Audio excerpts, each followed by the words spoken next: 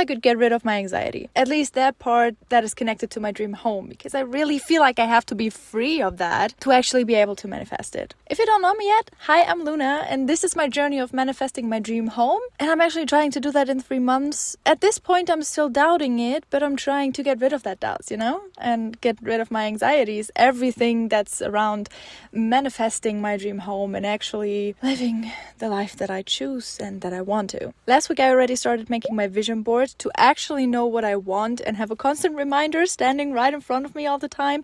And I also have it as my phone background, of course. But in case you want to know if it worked out in the end, or just want to try it yourself with me together, then make sure you like this video and subscribe to my channel. And once you've done that, we can dive into my anxiety journal session, because I chose to work on my anxiety by first journaling about it, by first getting to know my anxiety. I actually tried to figure out what exactly I'm scared of, because in my head, it always looks so huge, which is a normal thing, by the way. But the moment you write it down, it feels like it disappears. At least that was how it felt for me when I did it this time, actually. Because I thought I have so much anxiety. I thought everything is so terrible about it.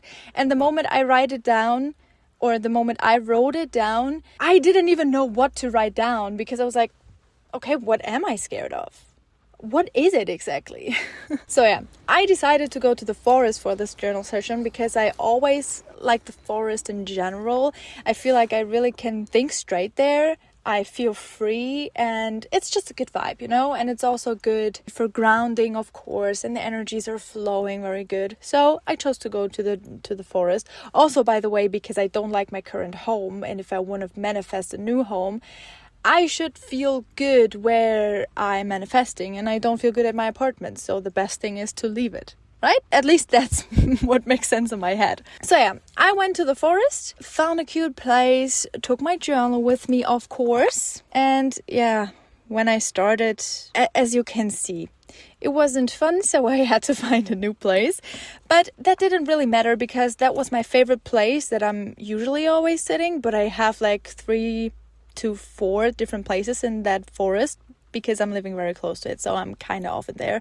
So I know where to go, and I had a backup place, but I didn't want to go there at first because that one was closer, so I could start journaling, and then after take my walk around the forest and enjoy and reflect on what I wrote down. Now I just did it before, okay?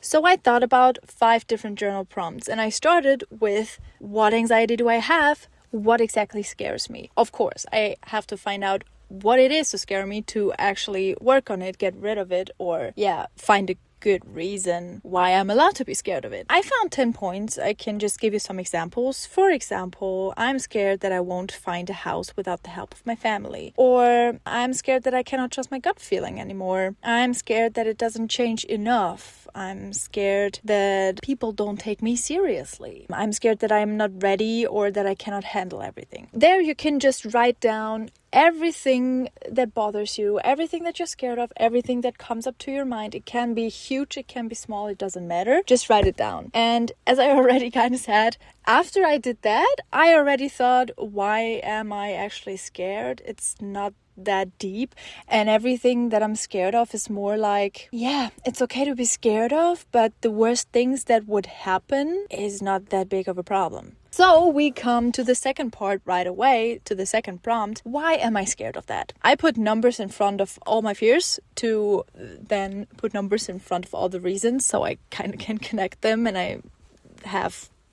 like it clean, okay? Look, it looks better like that. But you can also do it in a completely other way. You can also combine these 2 prompts at once. So you write down your fear and right away say why you're scared of it. That's also possible. But for me, it was easier to first think of what I'm scared of and then separately think about why does it scare me, instead of thinking about a fear and then right away having to think about the reason, because sometimes I didn't even know the reason. I actually wrote down once, I don't know, because I simply didn't know. And for some, I really had to think hard. And when I have to think about it and I have to think about 2 things, then it could happen that I forget something else because I'm first thinking about the reason, because then I also want to write it down right away. But there's also another fear already in my head that I then cannot write down because because I don't have space left, or I forget it because I also think about something. You know what I mean? There's chaos happening. So for me, it was definitely better like that.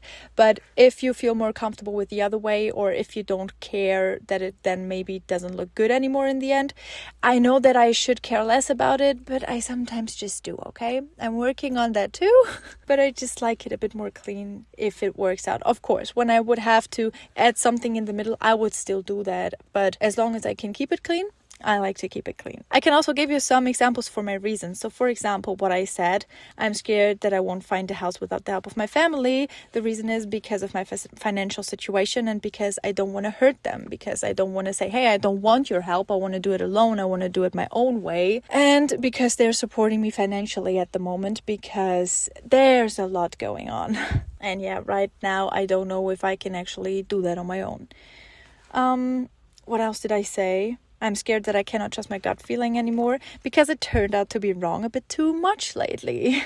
I actually thought I have a very, very good gut feeling, but I took antidepressants for 1.5 years. I stopped them now for around 6 to 7 months probably, and the time that I took them was really, really terrible for me, and they were not doing for me what they should, so they were not good. And I also think that my depression was misdiagnosed, so that I don't really have depression because I have ADHD, and ADHD sometimes can look like depression too, but it's not. So yeah, that's what I figured out. It's complicated, and right now I don't know what is right. I just know that the antidepressants were not good, and in that time I lost myself a lot. I lost the connection to my body. I lost the connection to my intuition. I lost the connection to everything, literally. And I'm trying to find back to that because especially in those last 2 years now, my gut feeling was a lot wrong because I was under this medication, which did things, okay? I cannot go deep into that. Maybe I can make a separate video about that if you want to know about that. If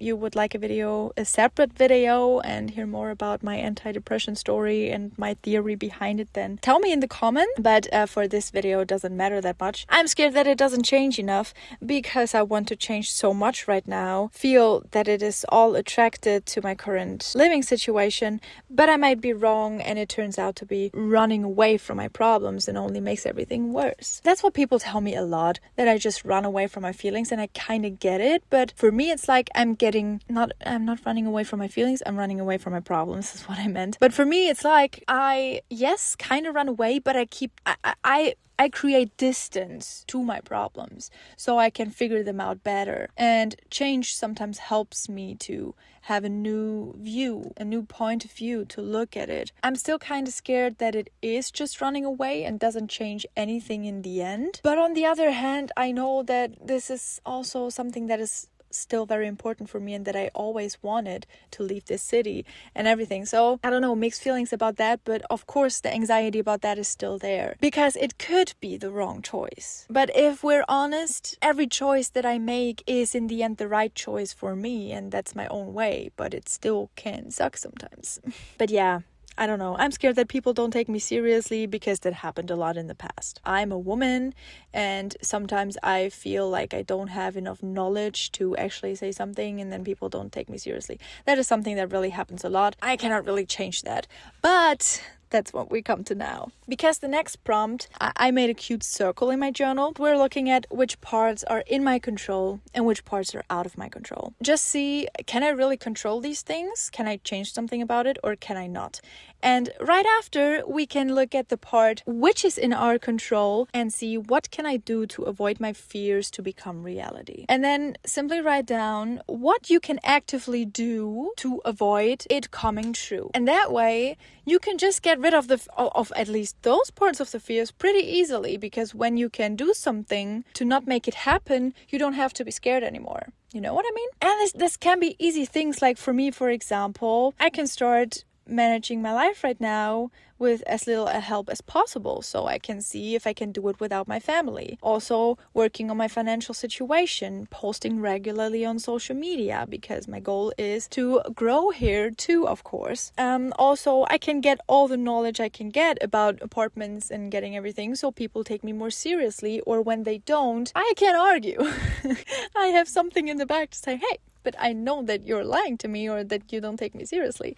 And maybe also don't have to ask too many dumb questions because I did my research first. So that's pretty simple things that I can do, and then I don't have to be that scared anymore. By the way, we're here not talking about my social anxiety. I actually have a diagnosed social anxiety, which has gone better after the medication, after I stopped it, which is kind of funny because the medication also should help me with my anxiety, but it just made everything so much worse that now that I'm not taking it anymore, I'm like, that's all so easy. I don't care anymore. So it was kind of good that I took them, but also not. Think you get it. The last prompt that I have for you is, what would I say to a friend experiencing the same at the moment? So I just wrote short, letter or speech or pep talk, whatever. You can choose how you actually want to frame it to a friend. So as if I was my friend or boyfriend, a loved one, okay? It doesn't matter who exactly it is. Just imagine if it was another person that I like, that I love, that's important to me. What would I say to them? And I was like, yeah, okay. No reason to be scared anymore. Really, that last prompt, so everything, the whole journey of this prompt was important for me. But the last one, I always know that I should think about it like that, but I never actively do it. And the moment I take my journal and write it down and actually take the time to do it, I realize, oh yeah, it's not that deep. So if you have overthinking, spiraling thoughts all the time, or anxiety in general, then I really, really recommend to start journaling. I never thought that it's so powerful, but it's something that is actually so easy. Be honest, just writing down your thoughts, using some energy to think about them, is not hard. It's not difficult to do, but it changes so much, calms down, it shows you it's not that deep, problems are not that big. And I don't know, I wish I would have figured that out earlier. Of course, it's not completely gone now. It's still kind of there. And the work starts now. So I still have to do, for example, the things that I can do to avoid my fears to come true.